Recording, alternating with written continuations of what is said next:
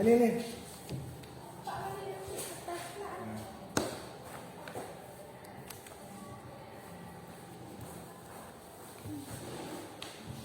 Nah. So ya.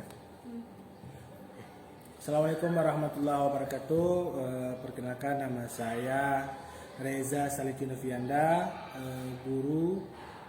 calon guru penggerak angkatan 11 tahun 2024 di Kabupaten Agam Raya. Pada hari ini saya sebagai calon guru penggerak menyelesaikan modul tentang supervisi akademik terhadap rekan sejawat saya dalam rangka untuk menanyakan bagaimana proses rekan sejawat saya dalam pembelajaran di kelas. Beliau juga sebagai guru TIK di SMP Negeri 3 Senagan. Selamat siang, Bu. Siang, Bapak. Alhamdulillah, bagaimana kabarnya hari ini, Bu Rika? Alhamdulillah sehat. Alhamdulillah baik ya, sehat ya. Jadi gini, Bu, kita seperti pembicaraan di awal tadi, bagaimana melakukan observasi ya, tanya jawab tentang bagaimana proses ke depan di saat Ibu dalam pembelajaran. Nanti juga tujuannya ialah agar aspek-aspek dalam prosesnya itu tercapai ya, Bu ya. Karena walau bagaimanapun kalau tidak kita sediakan di awal, pasti di saat proses pembelajaran itu pasti akan keteteran lah, karena tidak ada sesuai dengan sintak-sintak yang telah kita buat itu. Jadi Ibu, Bu Rika mengajar pelajaran apa, Bu? Informatika. Informatika ya, di kelas 7 sama kelas 8. Jadi kelas 7 sama kelas 8. Berarti yang tingkat SMP ya. Fase D. Iya, fase D ya.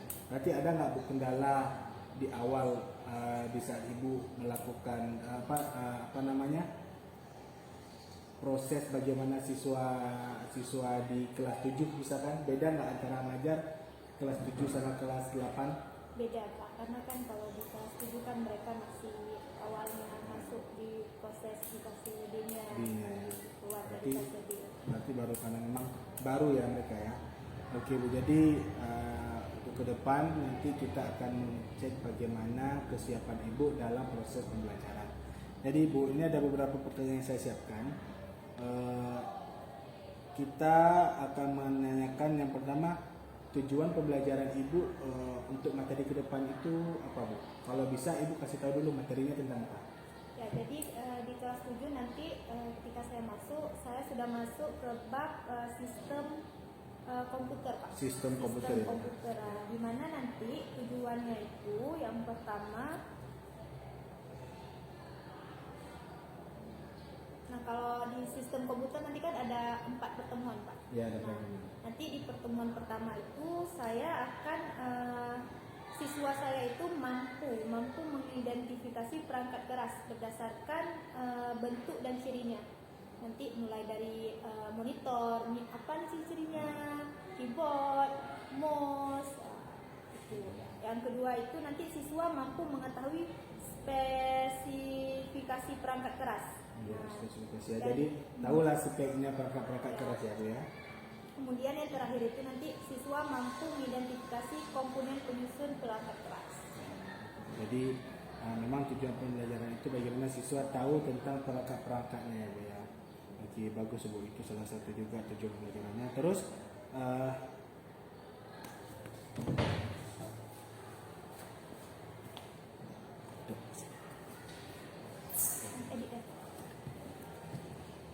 oke, yang kedua, Bu, untuk pertanyaan berikutnya, untuk area pengembangan di saat ke depan itu bagaimana, Bu?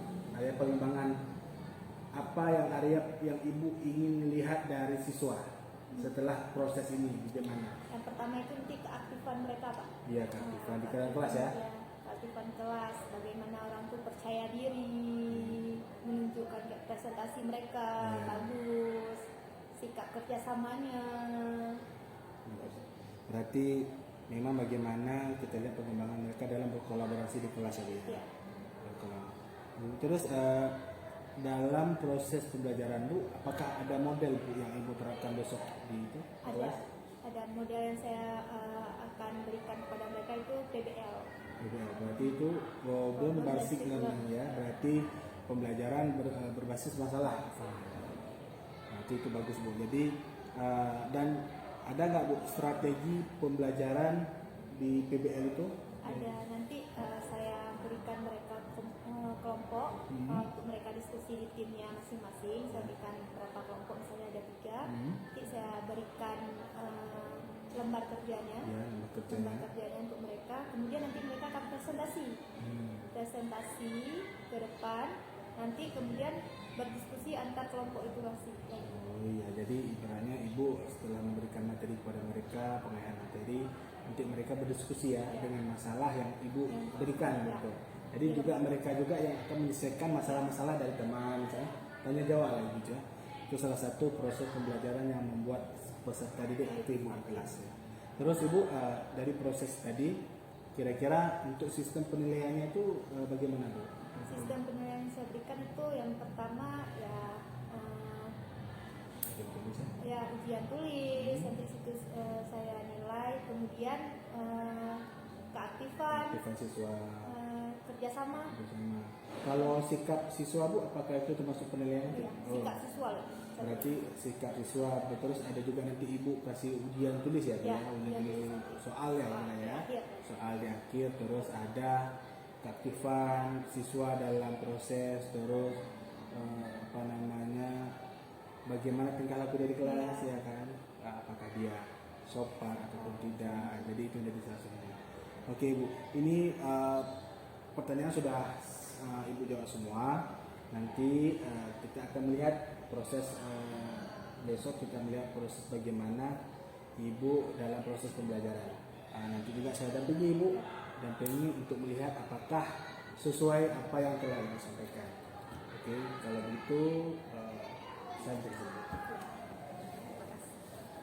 Jadi itulah proses dari supervisi coaching tadi dengan rekan sejawat saya Bu Rika, yang mana untuk ke depan kami akan dalam proses pembuatan video dokumentasi di dalam ataupun foto dalam dokumentasi di proses pembelajaran. Cuma ini yang bisa saya sampaikan. Saya akhiri. Wassalamualaikum warahmatullahi wabarakatuh. Waalaikumsalam.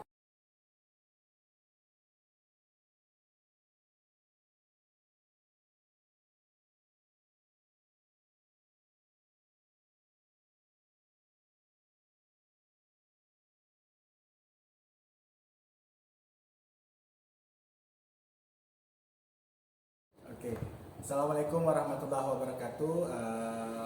Perkenalkan, nama saya Reza Salitidovianda, calon guru penggerak angkatan 11 di Kabupaten Nagan Raya.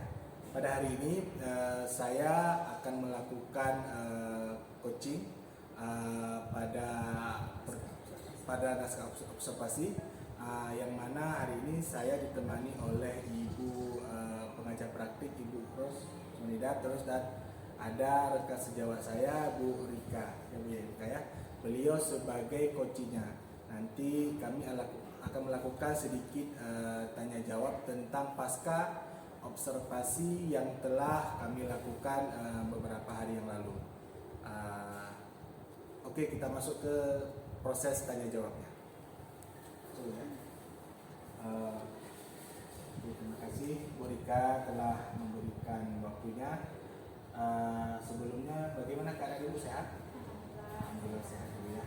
Kemarin kita sudah melakukan observasi di kelas. Saya juga telah melihat bagaimana cara Ibu memberikan materi pada anak-anak. Di sini saya akan memberikan sedikit pertanyaan Ibu, bagaimana perasaan Ibu di kelas, terusnya dan yang lain. Oke Ibu, sebelumnya saya bertanya Ibu, setelah kita melakukan observasi di kelas, bagaimana perasaan Ibu di saat kita melakukan observasi yang ada di kelas? Perasaan saya itu awal-awalnya tegang Pak ya, tegang karena apa ya, tiba-tiba ada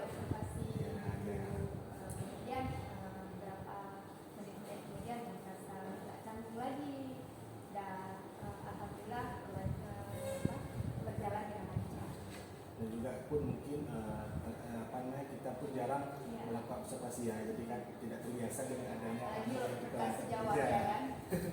Oke Bu, bagus. Jadi memang seperti itu Bu, kalau kita melakukan observasi ada rasa tegangnya. Nanti apakah yang kita lakukan di dalam kelas itu sesuai atau tidak dengan alur yang modul yang kita buat, gitu kan.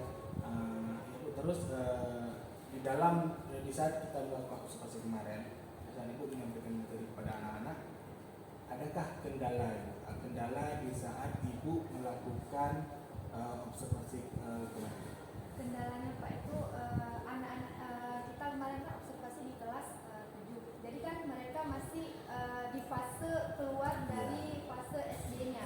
Jadi saya juga merasa nggak terbebani.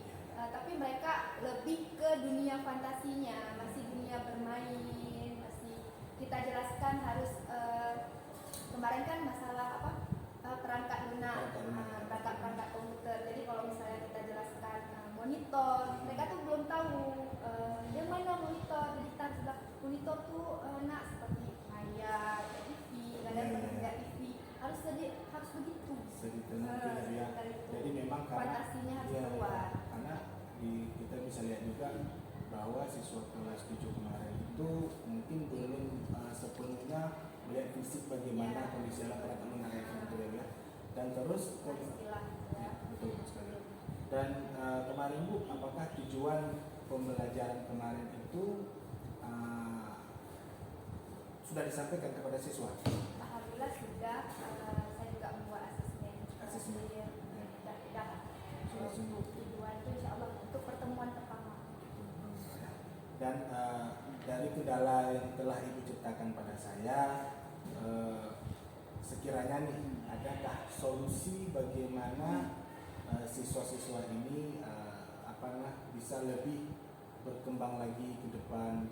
Adakah solusi dari solusinya? Mungkin lebih ke metode belajarnya, jangan terlalu bilang ceramah atau metode yang kita buat itu lebih ke mengembangkan pola pikir mereka, lebih aktif lagi untuk berpikir. Aktifnya tuh lebih berkembang. Karena memang walau bagaimanapun dalam pembelajaran itu kan ada siswa memiliki kemampuan yang beda-beda ya. Ada ibaratnya sekarang berdiferensiasi lah, siswanya beda-beda, dan terus cara kita bagaimana melihat potensi anak tersebut masing-masing. Jadi ke depan juga kita biar tahu, kita sesuaikan metode pembelajarannya ke anak-anak, ya kan? Karena biar bisa juga mereka berkembang. Ini solusi ini saya sudah nangkap nih apa yang Ibu telah sampaikan pada saya. Kira-kira nih Bu, kapan nih Ibu melakukan rencana itu perkembangan itu, solusi itu? Pertemuan selanjutnya. Untuk pertemuan selanjutnya. Berarti untuk selanjutnya Ibu boleh terapkan apa yang Ibu solusikan untuk siswa, dan kalau bisa Ibu di pertemuan kemarin persiapkan hal-hal yang memang teknis seperti bagaimana media gambarnya, karena walau bagaimanapun siswa itu perlu ya kan visualisasinya ya. Karena apalagi ini anak kelas 7 kan, anak kelas 7 ini memang masih di bawah gaya-gaya SD-nya, gaya-gaya sekolah yang lama. Iya, jadi itu perlu Bu kan. Jadi ini Bu, yang terakhir nih Bu, setelah kita berbincang-bincang, setelah kita melakukan observasi coaching ini, perasaan Ibu setelah kita melakukan pasca observasi ini, bagaimana perasaan Ibu? Saya merasa senang bisa berbincang-bincang hari ini dengan Bapak, main juga, mungkin lebih untuk motivasi diri saya sendiri, lebih ke depannya itu lebih baik lagi dengan Alhamdulillah ya. Jadi hari ini kita telah berbincang-bincang. Alhamdulillah juga ke depan ini proses pembelajaran yang dilakukan makin bagus, dan setiap perangkat-perangkat pembelajaran juga siapkan modul-modulnya, dan semua alur-alur ceritanya itu, alur tujuannya itu sesuai, agar nanti siswa juga mendapatkan hasil materi yang maksimal. Gitu. Oke, Bu, mungkin hanya ini yang saya tanyakan.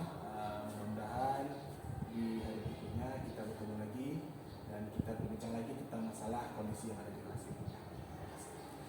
Oke, terima kasih Bapak Reza Sariti dan Ibu Ica. Tadi kita sudah mendengarkan keduanya melakukan coaching dan saya lihat di sini Pak Reza sudah melakukan tahapan coaching dengan sangat baik. Jadi ada di situ ada tujuan, ada identifikasi masalah, rencana aksi. Jadi awalnya sudah lengkap. Kemudian juga sudah menerapkan prinsip coaching dengan sangat baik karena di situ sudah ada sudah ada kerjasama, kemitraan, proses kreatif, dan di sini juga Pak Reza juga memaksimalkan potensi yang ada pada Bu Ica. Ya, jadi praktek coaching yang kita lakukan sudah sangat